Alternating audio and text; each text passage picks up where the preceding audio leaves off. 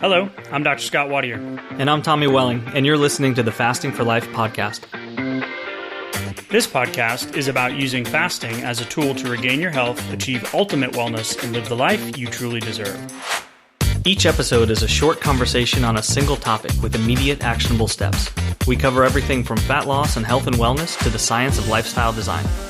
We started Fasting for Life because of how fasting has transformed our lives, and we hope to share the tools that we have learned along the way.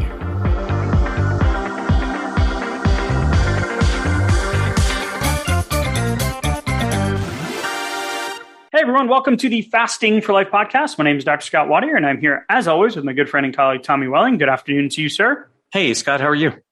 Doing great, my friend. Going to be a good conversation today.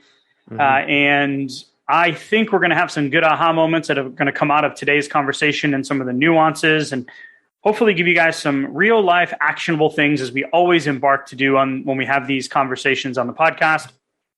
So shout out to all of you listeners that have been with us on this journey for a while. If you guys are new to the podcast, you can go back and listen to the first few episodes and learn more about who we are and our journey and why it is that we're in the 90s now in terms of amount of episodes that we've put out, and how we continue to find and redefine, how we apply the Fasting for Life lifestyle, how we get fasting and work fasting into our day-to-day lives.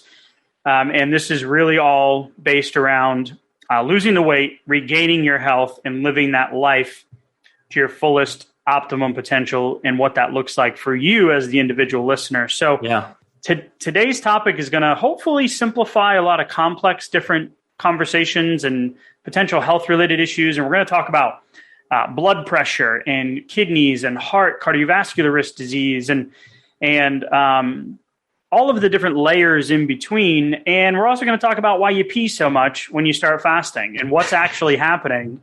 And Tommy's laughing like, did you just say that? Yeah, TMI. But why you're running to the bathroom and what you should do about it. And is that normal, and what you can expect to see in terms of changes related to blood pressure and blood volume as you start to adopt the fasting lifestyle.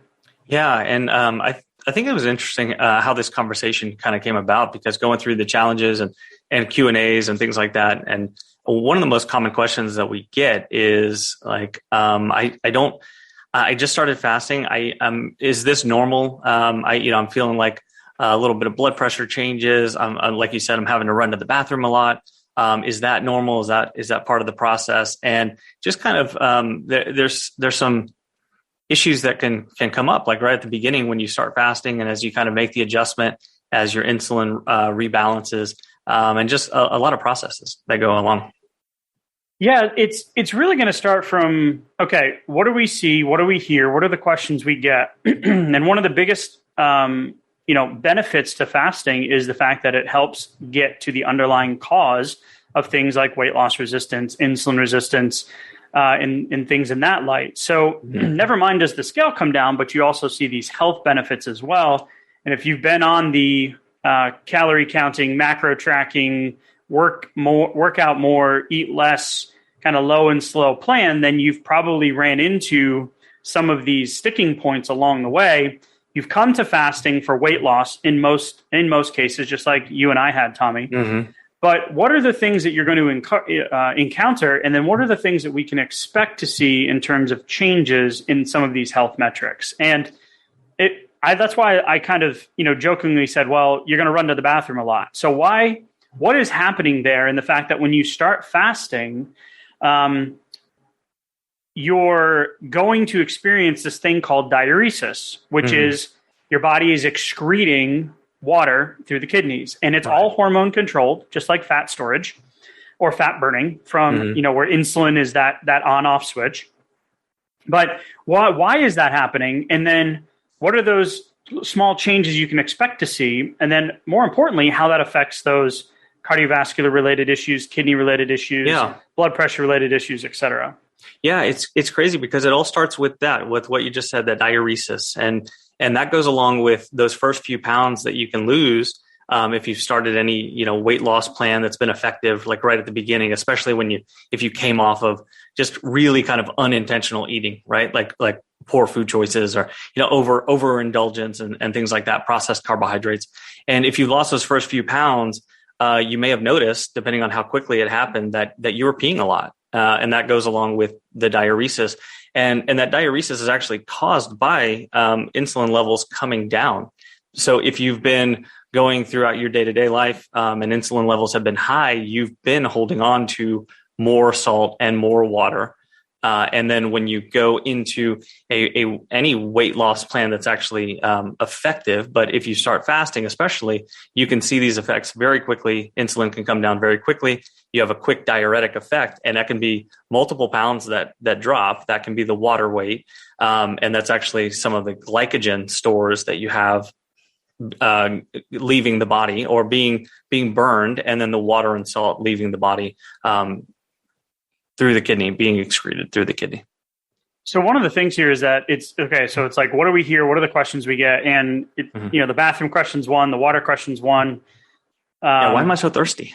Yeah, why am I thirsty? So we encourage to increase your water and electrolytes, things like Himalayan salt, a good quality sea salt, like a Redmond's or a trace mineral, something that's going to help balance out those electrolytes. And we're going to explain just briefly from a science perspective what's happening. But one of the studies that we first referenced to kind of have start to unpack the conversation of how do we connect the dots and why is it important.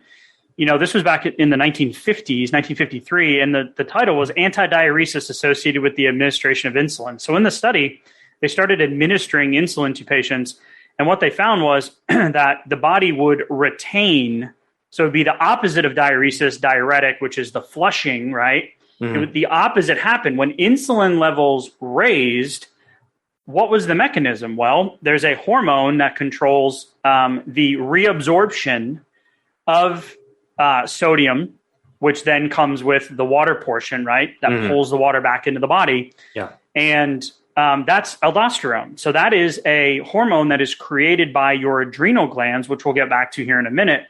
So when you start fasting, Tommy, the insulin crashes, right? Because you're not having 3 meals a day plus snacks, plus flavored waters, plus, sodas, juices, all the stuff, plus the half-eaten Applegate maple turkey sausage off your child's plate as you're cleaning and up everything. The third meal that you've made them that they haven't eaten that day. I know it's just us. No other kids do that, but no.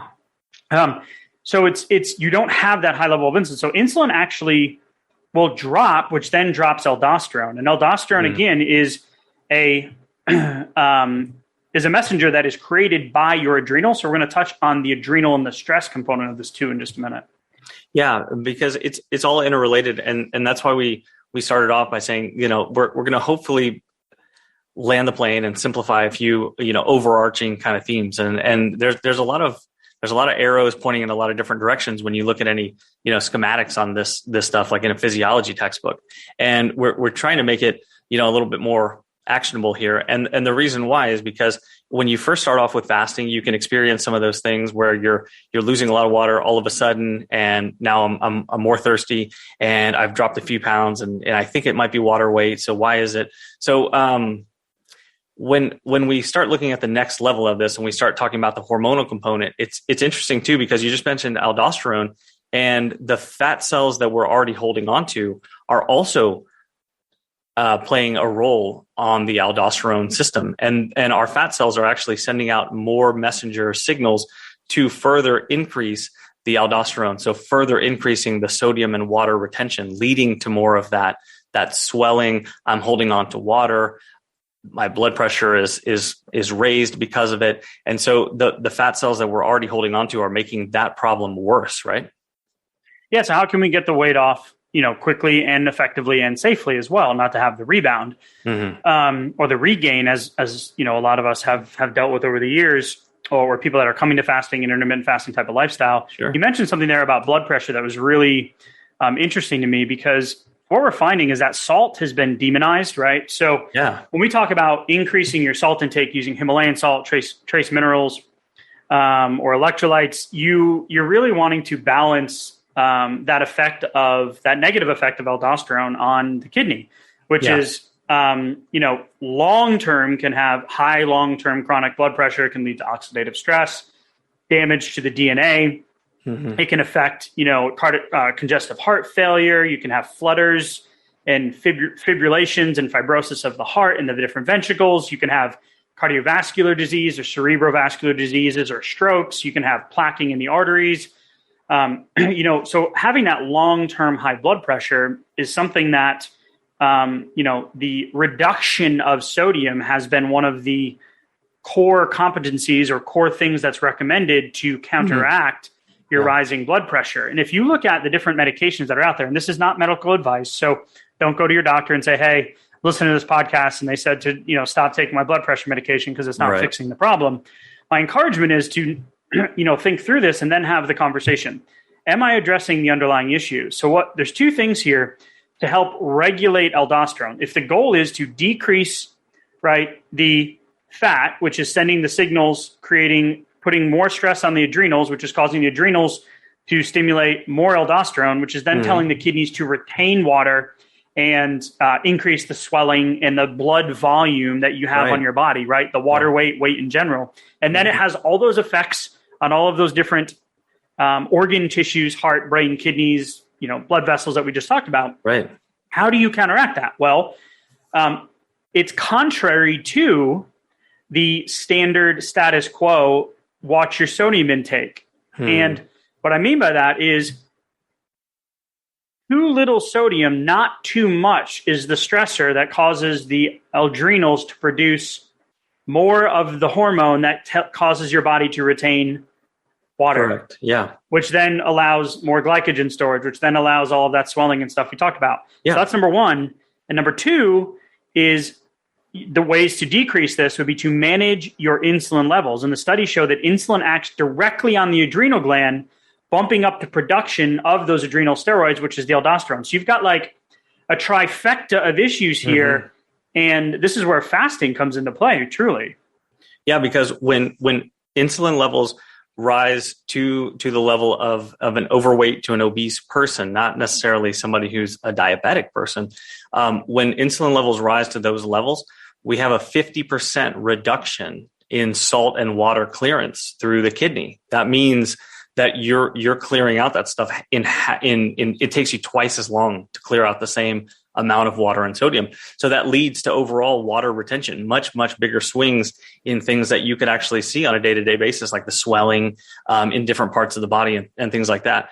And the aldosterone issue itself is just being perpetuated by the adipose tissue. So like you said, work on getting the fat off and bringing the insulin level down. And then you can have a really powerful effect on all of these issues in a very short order of time.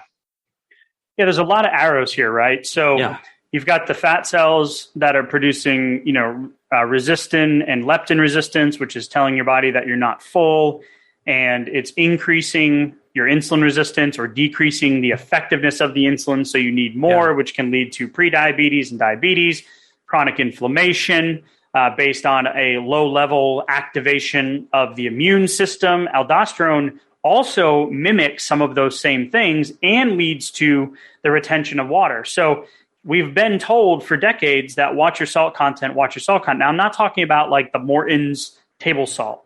Like I'm talking, or like the prepackaged foods that have the sodium in it. I'm talking about like real salt. So removing those and putting in real sources of salt. So a good Celtic sea salt, a Redmond's, a good trace mineral, that concentrates company that you and I use and we love. The Himalayan salt, that is actually going to have the exact opposite effect. And this is why when we see these results inside of our challenges and our coaching and whatnot, when we're doing the one-on-one, is that people will be like, hey, I'm feeling kind of weird. Like I got a little fuzzy.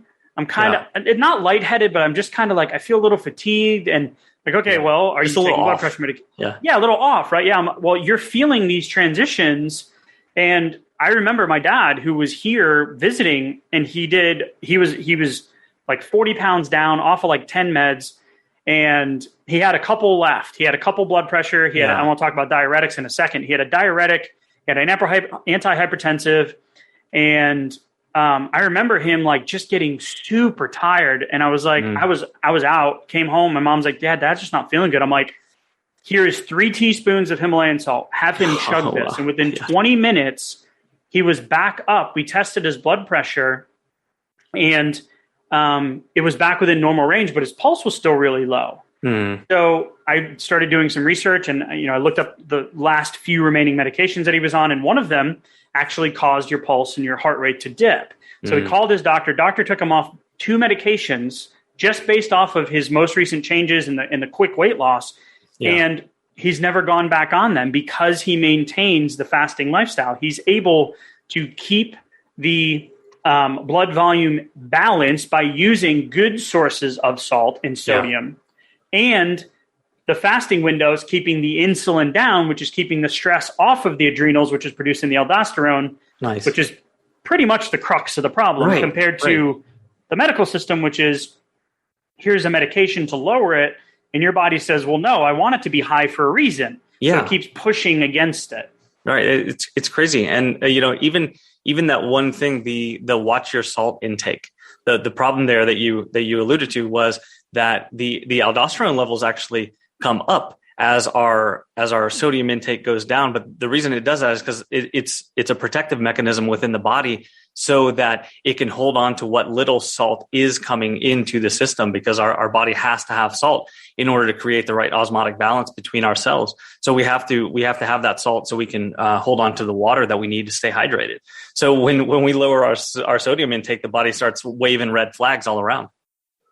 Yeah, and it's interesting because a lot of the common practices out there, using diuretics or angiotensin 2 receptor blockers or calcium channel blockers or ACE inhibitors or beta blockers or renin blockers or alpha blockers or alpha beta blockers or the vasodilators. But there is one called aldosterone antagonist. It's the opposite of aldosterone. It's literally trying to tell your body, let this fluid go so I can lower the blood pressure and take the stress off of the arteries, the kidneys, the brain, blood vessels, and all of the heart structures. So it's that chronic stressor, right, long term. And that's what I love about fasting, because even within just a week, you can see, 10, 20 point drops in blood pressure.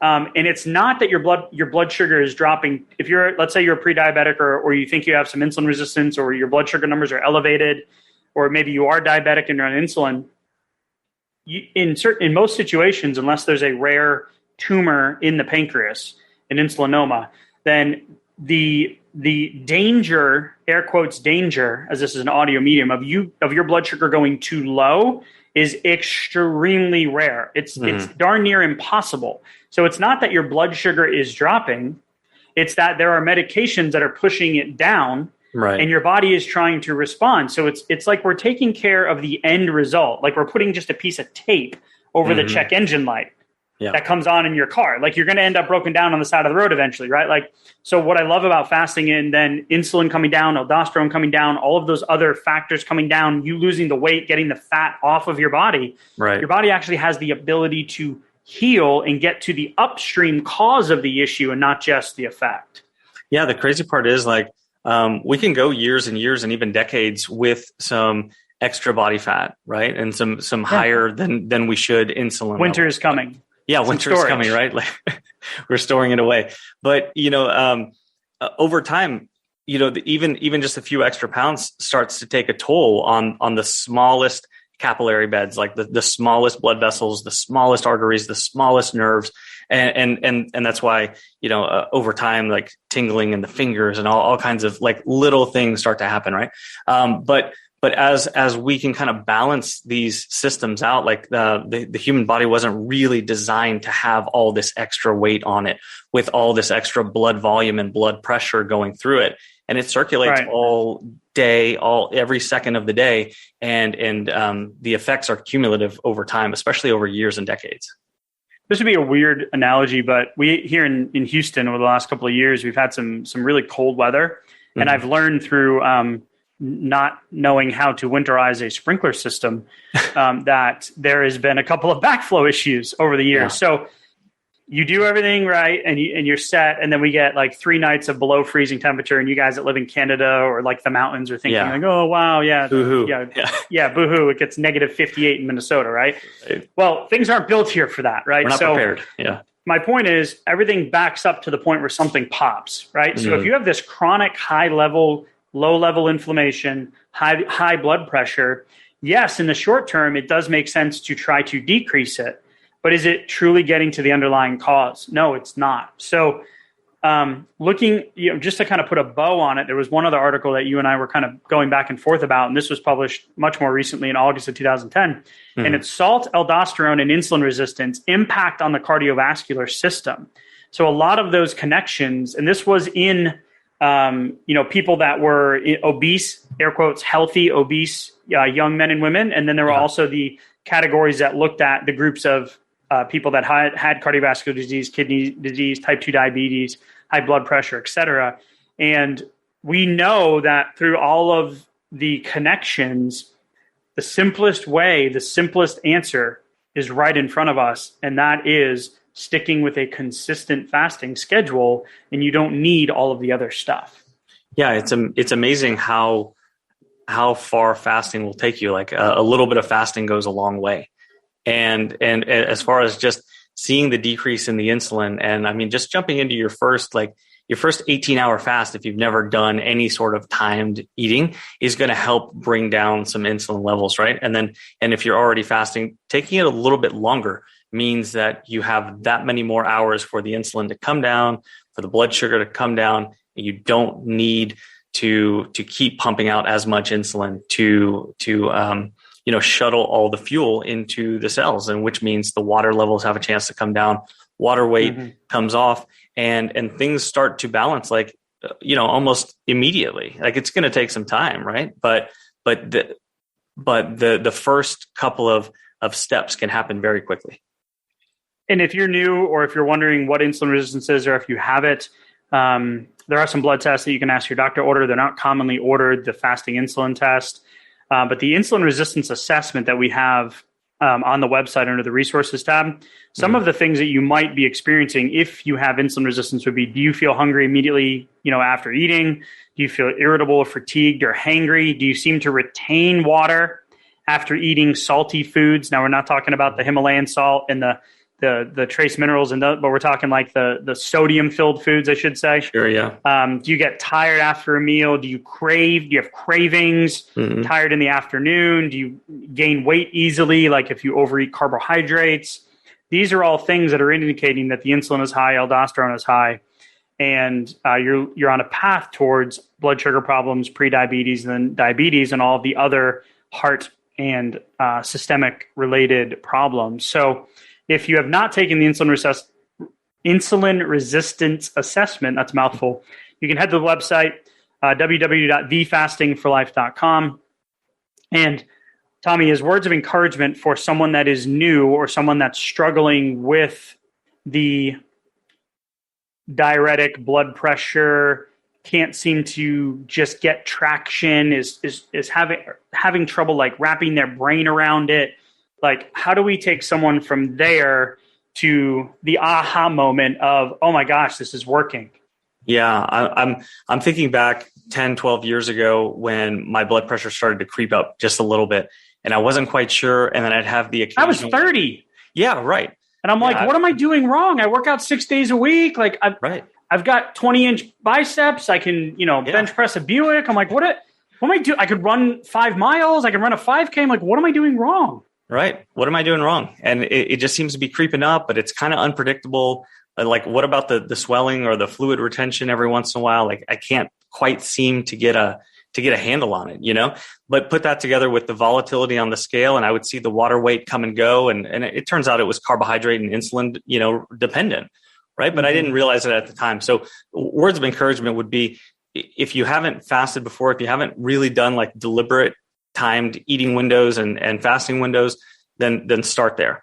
And if you have, and you're still like, I'm still battling with some of this stuff a little bit, then push your fasting window just a little bit longer, give your body a little longer chance to rebalance some of these insulin levels, aldosterone, and watch things start to kind of fall back into place a little bit better.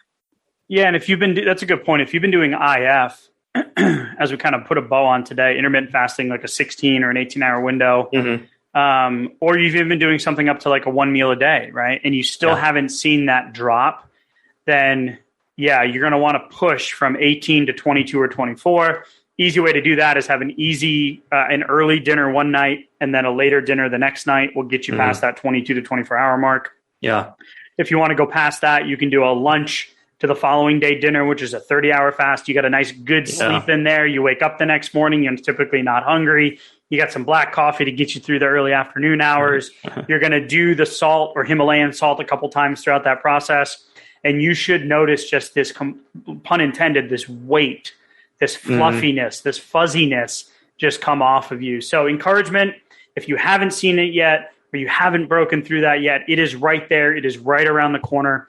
And we want to encourage you to, again, go to the website. You can download the Fast Start Guide. It's 6 steps to putting in 1 meal a day fasting into your life, into your lifestyle, or the insulin resistance assessment if you've been following us for a while and you want to get a little bit more clarity on maybe why you're not seeing the results that you've been looking for, or if you've hit a plateau, or if you just want to get a little bit more granular with your health journey. So, Tommy, I think we got it, man. What do you think? Yeah. I think it's good.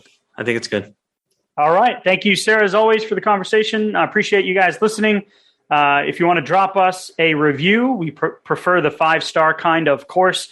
That tells the people in charge at Apple and Spotify and all the places that you listen to your podcast that we are doing good work and that people want to listen. So appreciate you guys as listeners. Keep up the great work. Tommy, thank you, sir, and we will talk soon. Thank you. Bye. So, you've heard today's episode, and you may be wondering, where do I start?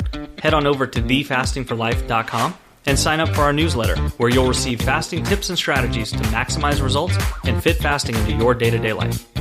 While you're there, download your free Fast Start Guide to get started today. Don't forget to subscribe on iTunes, Spotify, or wherever you get your podcasts. Make sure to leave us a 5-star review, and we'll be back next week with another episode of Fasting for Life.